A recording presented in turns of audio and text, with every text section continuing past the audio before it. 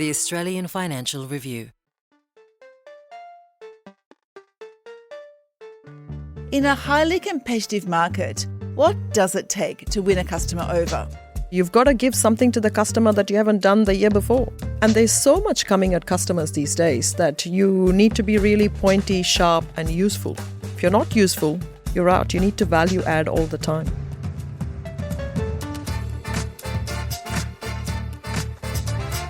Welcome to 15 Minutes with the Boss, a podcast about success, failure, and the lessons learnt along the way.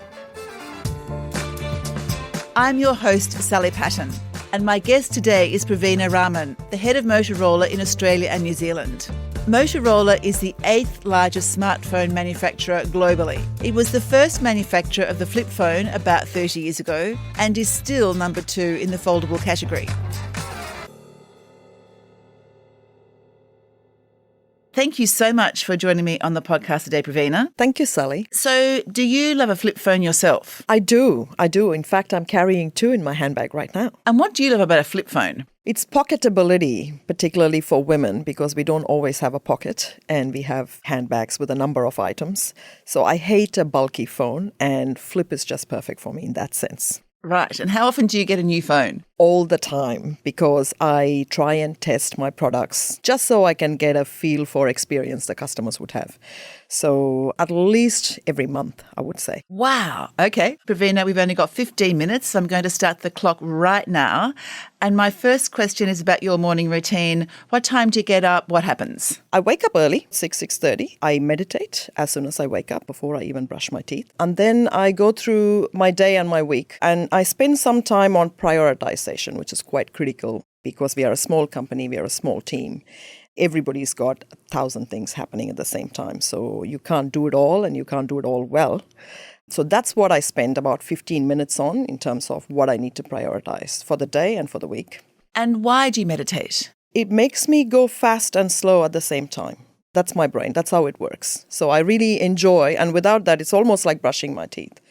Without that, my day is a little bit more chaotic than it has to be. If you look back over your career, was there a pivotal moment, say a promotion you were given, a new job you took, that really changed the trajectory of what you were doing? Oh, yes. There's been many. If I can just state one, I would say there was this gentleman I met at a pub, a London pub, and I was hardly 20 at the time. And I was an engineer. That was my profession. I built radio networks. It was always in mobile industry, but I was an engineer. And he offered me my first sales job and into the business. And he did say, hey, I want to hire you. You should be selling planning tools. 3 months later, he rang me and he said, the job's changed slightly. It's not in Amsterdam. It's now in South Africa. And you'll be working across 10 countries in Africa. Back in the day, I just said yes to everything. That was a pivotal moment because that kind of career I could never have imagined. My first assignment was Sierra Leone, a war zone.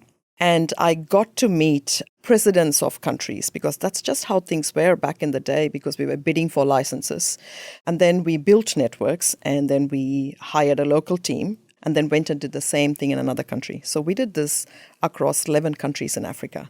So you were in a London pub and you randomly met a man? Yes. And what were you doing at the time? I was working in Switzerland at the time for Nortel Networks. And I was building, it was the first, back in the day, 3G network. And 2 operators were merging, DX and Sunrise. And I was their radio planner. So that was the job, and I was just there for the weekend. And why do you think he said to you, you should get into sales? Because I traveled a lot, I like people, and I like interacting with people, and I like to know about them a lot. So I'm quite chatty. So I started striking a conversation with him, and I found him very interesting, only to find out he's an angel investor. He founded the company, and he's a very accomplished individual. But it was just something that I found him interesting, and I struck a conversation. And he said, "Well, you shouldn't be an engineer; you should be in sales because you've got the gift of the gab." That's the word he used. Wow! So he randomly hired you and then sent you to Africa. Yes. Fantastic. Yes. So when you met this random fellow in the pub, were you already thinking that you'd like to move out of engineering, or is this something that really came as a complete surprise? It was a complete surprise. So in your 20s, you don't really think about what you want to do and your career as such. But what really excited me was the person. He was inspiring. I wanted to follow him. I wanted to work with him and learn more. And that was more important to me. I think I followed those ethos all through my life. It's about the person or the company. So at any point were you nervous that because you had met, as a woman, a random fellow in a pub and then you went and accepted a job with him and followed him? Not once. Having said that, I don't do that with everybody. I have honed that instinct quite a bit and I've relied on it. I don't know if it's a blink factor or what it is, but I've hardly ever gone wrong. And I never thought about risks. But having said that, I have been evacuated in Sierra Leone in a helicopter. I've had, my ferry drown in the Congo River. So it wasn't without. And a whole town in Uganda was massacred 45 minutes after we left the town. So it wasn't without danger. It was a grave danger, in fact, the 10 years in Africa, particularly at those, early 2000. But it was a group of us and we hung together. We had a mission. We had a job to do. And we took every precaution possible to sort of, negate all those impacts that could happen. But you never know. Wow, what an amazing adventure. Yes. And that's the best part, Tanzania in particular, Zanzibar, the beaches, Kilimanjaro, the mountain, Serengeti, Masai Mara, the animals. You couldn't ask for more. Yeah, amazing. Okay. What is the best piece of career advice you've ever received? Well, this actually came from this gentleman very early on, and he coached me. And through my time with this company in Africa, he always said, Praveena, say yes to everything at the start of your career. And when you get to my place, say no to everything first. Naturally, I'm a yes person. I say yes and I find a way to do it. But, when you are in decision-making jobs, you always have to look at the downside, the risk, what ifs. You got to explore all scenarios. And saying no just means that you're probing a little bit more as to why your team wants to do certain things certain ways. It's just understanding. No doesn't mean no. It could mean not yet. So is that something that you adopt consciously now when you're making big decisions? Your initial reaction is no, but let's think about it. Doesn't come to me naturally, I have to admit. I'm a yes person. So internally, I'm always saying yes.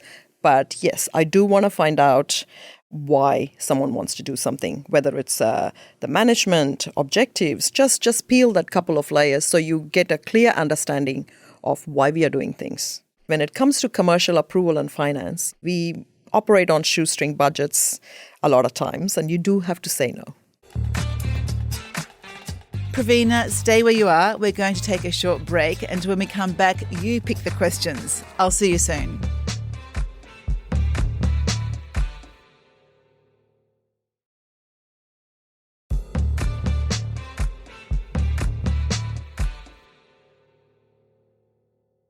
Welcome back to 15 Minutes with the Boss. I'm here with Praveena Raman, the head of Motorola in Australia and New Zealand. Now, Praveena, in front of you is a somewhat scruffy cardboard box with about 20 random questions inside. For this next section, I'm going to ask you to pick out a question one at a time. Are you ready to get started? Great. Thank you, Sally. How do you make tough decisions? Do you have a process that you use to make tough decisions? I decide on the outcome first, like what we want to drive. And most often the tough decisions are when that is not going to happen. You have to call it. At least for me it is, because I'm quite persistent and I give it my level best. It's never done. Nothing's ever done, and you keep going. The toughest decisions are when you have to go, okay then, tools down. We got to learn from this. It's a lesson. We got to move on. A process for that, for me, would be time. Can't persist forever. You got to fail early, fail quick. And I take counsel. So I would, in my head, when I'm driving for something, I'll have, okay, this needs to prove itself within a month or two. And we've got to make everything happen. If the first 2 weeks the signs are not good, then you've got to do course correction. And you've got to call it in 8 weeks' time. So can you give me an example of a time when this happened, when the outcome was not going to be reached? And what happened? So it could be a product launch. It was, in my previous tenure, we had a launch. We had the perfect offering. A mobile phone launch? It was another phone launch. Perfect execution. numbers were not there. So customers were not purchasing. We're not quite hitting our targets. Essentially, we got to turn this around. Now you go and assess what you can do in your digital channels, in your retail channels. How can you engage your frontline better? How can you serve your customers better? And at the same time, how can you improve your awareness of the product launch that you've just done? So you try and approach it in every funnel, top of the funnel, bottom of the funnel, where you take your customers through a journey. And what was the tough decision that you had to take? It didn't work. We just had to recover from another channel. At some point, you got to put your money, resources, and effort into something else and recover from other ways. You still have to sort of drive towards an outcome and a number, but you have to call out to go, okay, this is not working, and you can't try forever. Oh, so you effectively put that phone aside and focused on another product. That's right.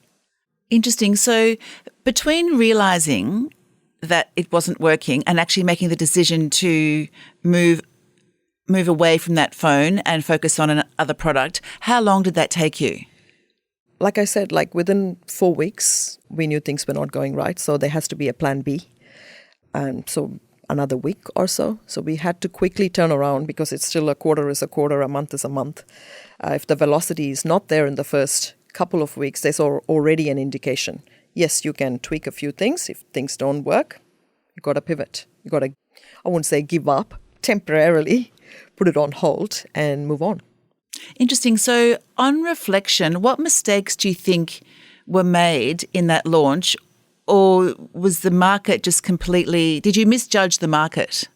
It wasn't the market. We could still recover from other products. But yes, partly yes. It is misjudgment of the market, but also I think we need to give customers enough credit. If there is no real innovation, then they notice, they take notice. Particularly these days where phone contracts have gone from 24 months to 36 months and the prices have gone up for the phones, people don't change their phones ever so often. You got to give them a very good reason to. And it is that honesty that, just because you put out a product doesn't mean it's attractive to the customer. You got to really add value.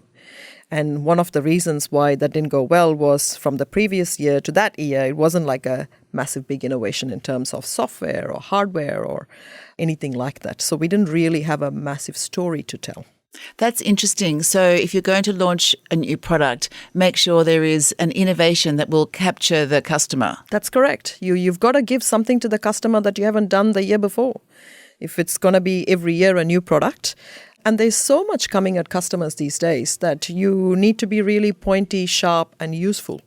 If you're not useful, you're out. You need to value add all the time. That's a great lesson. I love that. Have another fish in the box. Thank you. What is the most common piece of life advice or work advice that you actually think is unworkable or doesn't work, or in other words, is bullshit? Oh, wow. What a question. For example, a comment that you can have it all, or... You said it. I think you can have it all is a complete bullshit. Tell me why. So, for example, I'm a woman and there's so much going on in a woman's life in terms of kids, pregnancy, giving up your career temporarily. I couldn't have it all. And I've realized that practically you can't have it all. So what I do with my time is I play on outliers. I run from this extreme to that extreme, and I do it on a daily basis, weekly basis. And that's what works for me. You can't have it all in the sense there's no balance. I don't believe in the word balance. Sometimes work's heavy and needs your focus. You got to give up on your personal admin or family or being there for dinner every night for your children, making breakfast every morning. That's got to go when work is heavy. There are times like that. But there are times where you have to park work and focus on your family. So there's nothing like a balance. My day is never balanced, week is never balanced, month is never balanced. And you can't have it all. You have to give up something at a certain point in time in your life to get something else. And how does your family cope with that? Are they now used to that sort of rhythm that there will be times when you won't be there at all and there'll be times when you're there a lot? Yes. They know by now. When I started out in my career, I used to be a workaholic. I spent huge amounts of time at work. I would say my contention with my ex-husband has always been like, oh my God, you show up at 10 p.m. every night and I'm doing dinners all the time. And I course-corrected. You have to take feedback like that. These days, as I am maturing at work and in life, I strike a much better balance. It's not about hours. It's about when I'm home, I know how to switch off. I'm not looking at my phone. When I'm with my partner now, I don't even look at my phone. If I get a work phone call, it can wait if you're having a conversation, and that's okay. So I park things. I give it my complete attention. And I'm not, attention is being stolen from us. I used to be scrolling on Instagram for a while, and there was a time I took out all social media out of my phone just to get it. It's almost like going sober for like dry Feb or something like that, dry July. That I do better these days. That's my balance. When I am doing something, I'm giving it my full attention. When I'm in a meeting, I'm not doing my emails. I'm giving it my full attention. When I'm with my partner, I'm not doing work. Right. Okay. But you're still going from one extreme to the other. It's just that you're diligent with your focus and your brain when you are actually with your children or with your partner. That's it. I love that. And that works for everybody. Yeah. Okay. No, that's great. I've got one more question for you, which is, if for some reason you weren't running Motorola in Australia, what would you be doing? Oh, I would be running a ski resort somewhere in Japan or Scandinavia. I just got back from a holiday in Norway and I've been making some inquiries, and that's exactly what I would be doing. And do you ski every year? I ski every year, and I ski twice a year. I do the Northern Hemisphere, and, I spend considerable amount of my salary and my commissions and everything else on skiing, and my children do too. That's how it started. I put my kids on the slopes, and, the helicopter parent I was when they were young, I had to jump on the skis. Wow. Okay. Amazing. Well, I wish you all the best in running your ski resort. Thank you. And thank you, Praveena, so much for allowing us to spend 15 minutes with the boss. It's really been fantastic. Thank you, Sally. And thank you to everyone for listening. If you like the podcast and you want to hear more, consider sharing the podcast or writing a review, as it helps us to reach more people. And follow us wherever you get your podcasts. At the Financial Review, we investigate the big stories about markets, business and power. For more, go to afr.com, and you can subscribe to the Financial Review, the daily habit of successful people, at afr.com/subscribe. This podcast was hosted by me, Sally Patton, produced and edited by Iona Rennie. Head of audio is Alex Gow, and our executive producer is Fiona Buffini. See you next week.